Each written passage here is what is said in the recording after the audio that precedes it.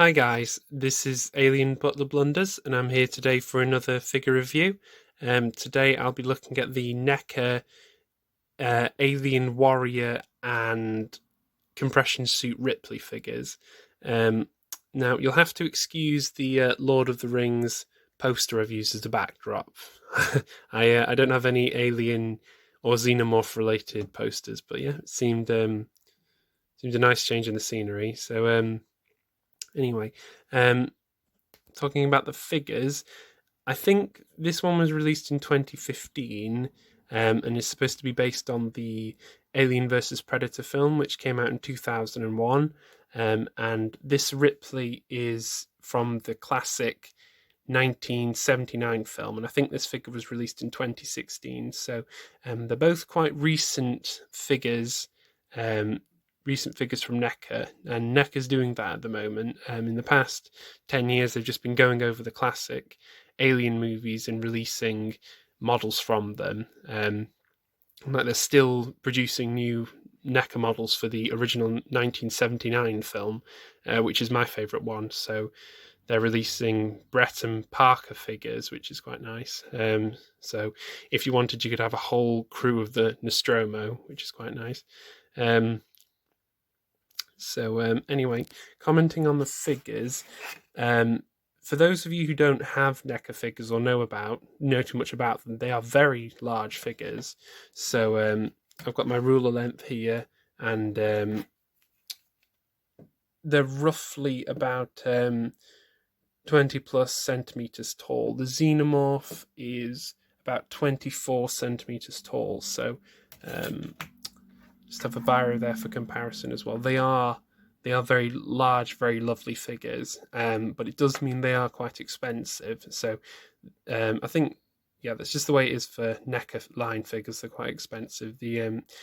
But it is worth it. It is definitely worth it. This model here of the Alien Warrior was £30 from Amazon, and this one was the same price as well, £30. And I think that's a very reasonable price for NECA figures, because I've seen some rare Prometheus figures going for about £60 or more. So anything more than that's out of my budget. But I think each of their figures is definitely worth £30. So having a closer look at the figures, just let it focus. You can see inside the head of the Alien Warrior there, and they've got some gorgeous details of the inside of the skull, and it's quite hard to do this one-handed, but inside the mouth there is the set of inner jaws, and it's quite fiddly, but you can pull out the inner jaw, which is a lovely feature, though I like to keep it shut. There is nice articulation of the hands at the wrists, the fingers, the elbow, the ankles, the knees, and there's a nice wire tail, so you can bend and pose the tail, and it's helpful standing the figure, because NECA figures tend to be quite wobbly, like unless they're leaning against the surface or properly grounded or with blue tack or something, they're likely to fall over. But that would probably be the only criticism of NECA figures I can think of. So I looking closer, these figures really are worth the price they're sold at, because the amount of detail they put into them is incredible. So you can see just on the belly there, there's details of veins and tubing, and there's like the nice bony plates on the belly, and you can see tissue and veins and tendons going up to the mouth and around the mouth. And on the back, you've got the lovely dorsal tubes, the very iconic, bizarre things on the back of the alien, with almost like suction cup tentacles, suckers, I mean, at the under the tubes, which is accurate to the Alien versus Predator film. And that's the thing about the Xenomorphs by NECA as well. Each of them is specific to the film it was produced in, so they really have made an effort to characterize each of them specific to that film. And I kind of just picked this one because it was closest to the big chap from the first Alien film, which is my favourite one. So anyway, it is very, very nice, very, very lovely model there. So if I was going to rate this figure, I'd probably give it about a 9 out of 10. Like, it's that good. There's really nothing I can really criticize about it, except that it just tends to fall over, as demonstrated. And moving to the Ripley now. This is a lovely weighty figure from the final few scenes of the original Alien movie. So it's when Ripley goes into the spacesuit and opens the door into the vacuum of space, and the alien gets sucked out. And it comes with the harpoon she uses in the film. The box that Ripley was in from NECA had her helmet, which was separate and was quite fiddly to get on. The harpoon gun with 2 changeable heads, and a little the cat from the film. It's Jonesy, that's it. So so it is again an incredibly detailed figure. So there's detail of the fabric and the netting, the pockets. Just like the alien, it's posable at the elbows, wrists, ankles, knees. The funny thing is, though, with articulated figures, is if you put them in like dynamic poses, they tend to fall over. So when I've got my posable figures, I tend to put them in quite static positions. I think that's the ironic thing about posable figures, is that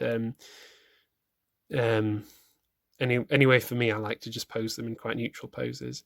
So anyway, if you look in closer detail at her face there,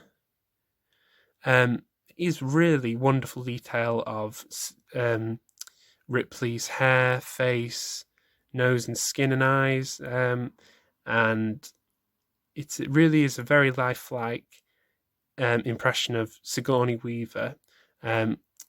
If you look closely, you can see that there's actually a bit of damage on her nose there. I did that when I was trying to put the helmet on, and that's probably the biggest criticism of this figure, is that the helmet came separately and you had to put it on for it to look complete, and just doing that damaged it. So I think if NECA had put the helmet on before packaging it, I think I wouldn't have damaged it. But I suppose they wouldn't have been able to sell the head sculpt as much, because it really is a wonderful head sculpt hidden in that helmet. And on the back, there's the lovely tubing for the life support system. She's got the oxygen tanks, and the buttons and valves and things, and the detail on the back of the helmet. So again, NECA has done an amazing job on this Ripley figure. So the little rubber tubes. Oh, whoops! They're rubber tubes I had to plug into the helmet when I was putting it on. So there's that little bit of assembly required when you get the figure, and they do pop out sometimes, but they're quite easy just to fit back in. So it really does give the impression of fabric and padding and stuff. So very, very nice figure. So whereas I gave the Xenomorph here a 9 out of 10, I'd probably give the Ripley figure a very similar score of probably 9 out of 10 again. It really is a wonderful, wonderful figure. The only problem would be the hands don't hold things very well. So even though she's got a gun, it doesn't hold it very well. So I've got a bit of blue tack in there, and again the problem with the helmet. But anyway, so there is the tip that you can take the head off and then put the helmet on and then pop the head back on. It's just a simple ball and socket joint, but whatever. That's just what I recommend if you get any NECA figures with helmets. Try and pop the heads off first before you put the helmet on, because you'll end up damaging it otherwise. So yeah, thank you for watching my figure review today. So yeah, I'm a big fan of the Alien franchise and the Alien series, and I don't usually collect that many of NECA figures, but I had to get these ones just because I love the series so much. So yeah, so like, comment, subscribe. Thank you for watching today. I'll see you in the next video.